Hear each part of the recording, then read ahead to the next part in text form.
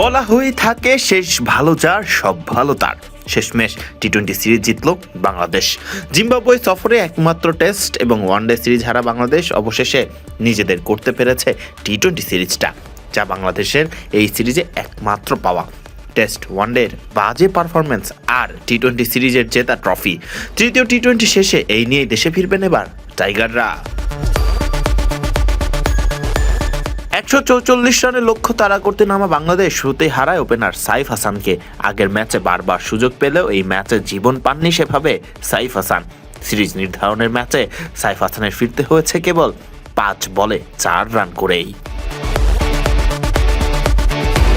কিছুটা থিতু হয়েছিলেন এদিন পারভেজ হোসেন ইমনকে সাথে নিয়ে জুটি বাঁধেন ওপেনার তানজিদ হাসান তামিম। তবে 2 ছক্কা 1 চারের সাহায্যে 22 বলে 24 রান করে ইমন ফিরলে ভাঙে এই জুটি। দলীয় 4 রানে প্রথম উইকেট হারানোর পর দলীয় 59 রানে নিজেদের দ্বিতীয় উইকেট হারায় বাংলাদেশ। অল্প রানের টার্গেটে ব্যাট করতে থাকা বাংলাদেশ ধীরে ধীরে এগোতে থাকে লক্ষ্যের দিকে। এগোনোর পথেই টি-20 সিরিজের টানা দ্বিতীয় 50-র দেখা পান তানজিদ হাসান তামিম। এই ম্যাচে করা 50টা ছিল তানজিদ তামিমের টি-20 ক্যারিয়ারের 13তম 50। দল যেমনই করুক, ব্যাট হাতে বেশ ফর্মেই রয়েছেন তানজিদ হাসান তামিম। 19 বলে 24 রানে তাওহিদ হৃদয় সাজঘরে ফিরলেও ততক্ষণে বাংলাদেশের দলীয় রান হয়ে গেছে 122। শেষ পর্যন্ত স্বাগতিক জিম্বাবুয়েকে পরাজিত করেই টি-20 সিরিজ এবং সিরিজের তৃতীয় ম্যাচ জিতে নেয় বাংলাদেশ। অন্তত একমাত্র টেস্ট এবং ওয়ানডে সিরিজ হারের পর টি-20 সিরিজটা নিজেদের করতে পেরেছে এবার টাইগাররা। এর আগে সিরিজ নির্ধারণের ম্যাচে টসে জিতে টাইগারদের বিপক্ষে আগে ব্যাট করার সিদ্ধান্ত নেয় জিম্বাবুয়ের হয়ে এদিন রান পেয়েছেন ওপেনার ব্রায়ান ব্যানেট। 47 রানে থাকা ব্যানেটকে সাজঘরে পাঠান tiger pace bowling allrounder Mohammad Saifuddin.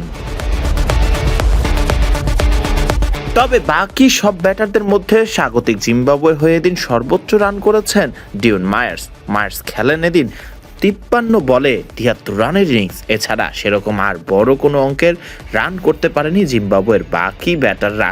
2 অঙ্কের রানই করেছেন এদিন কেবল ব্রায়ান ব্যানেট এবং ডিওন মায়ার্স। বাকি সব ব্যাটারের রানের সংখ্যাই ছিল এদিন 1 অঙ্কের। জিম্বাবুয়ে নির্ধারিত 20 ওভারে থামে 7 উইকেট হারিয়ে 143 রানে। বাংলাদেশের হয়ে এদিন বল হাতে 2 উইকেট নেন মোহাম্মদ সাইফুদ্দিন। এছাড়া একটি করে উইকেট পান রিশাদ হোসেন, শেখ মেহেদী হাসান এবং আব্দুল গাফফার সাকলাইন। কোনো উইকেট না পেলেও বল হাতে বেশ কিপটা ছিলেন এদিন তাসকিন।